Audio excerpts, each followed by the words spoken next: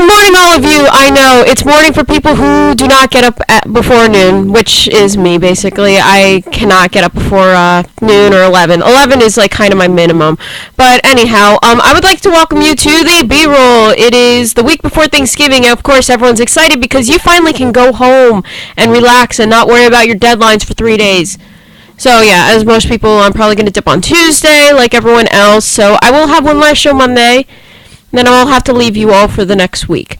But anyhow, with the Giants, I seriously have no words. They lost to the 49ers, who have no wins this season. How do you lose to a team that doesn't have any wins? And I'm not just saying that because, the offense, they were still terrible. I'm not. There were some bright spots, Evan Ingram had a decent game, and there was actually running games. I never thought of those to ever exist again in the Giants world. But the defense, I was honestly surprised at how bad the defense played. A lot of players kind of forgot how to play. JPP, who usually delivers, he missed a vital tackle that led to a San Francisco touchdown. And also, I don't know, the whole line, they were just kind of botching around on the field. And again, stay positive. Draft picks, good draft picks. But another little story to come out of that game. Marquise Goodwin. If you were watching the game, he scored a touchdown, and he was shown, kneeling, kind of. I first thought, oh, he's just doing, because you've seen a lot of celebrations. Of course, one example would be the Minnesota Vikings. They play leapfrog on their line, and players do. There have been an increase in player celebrations over the years. I think it all started when Victor Cruz used to do that salsa dance at the end zone. And now, with Marquise Goodwin, he actually, something had happened to him the night before. He had a baby. Well, his wife had a baby.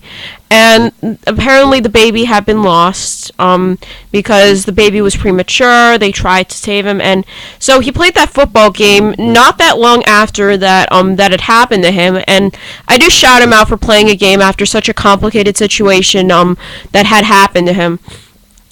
And of course, meanwhile in my fantasy team, despite the fact I didn't have my Holy Trinity playing this week, of course, that consists of Alex Smith, Tyreek Hill, and Hill and Hunt, basically. I call them. It's Smith, Hill, Hunt.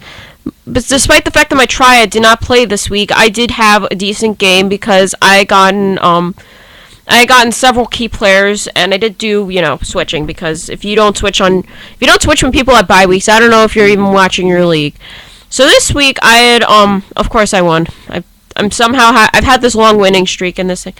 And a lot of people, if you have the fantasy football app, which is true for the majority of us playing the game, you notice now that ESPN actually makes you watch an ad before you check anything. Like, you can go in and check your standings or something like that, and you won't be able to. So, of course, I had Mariota this week. I had Kamara. I had Juju Smith. I was very lucky to find him on waivers. And Evan Ingram, despite the fact that the Giants lose, he scored 15 points.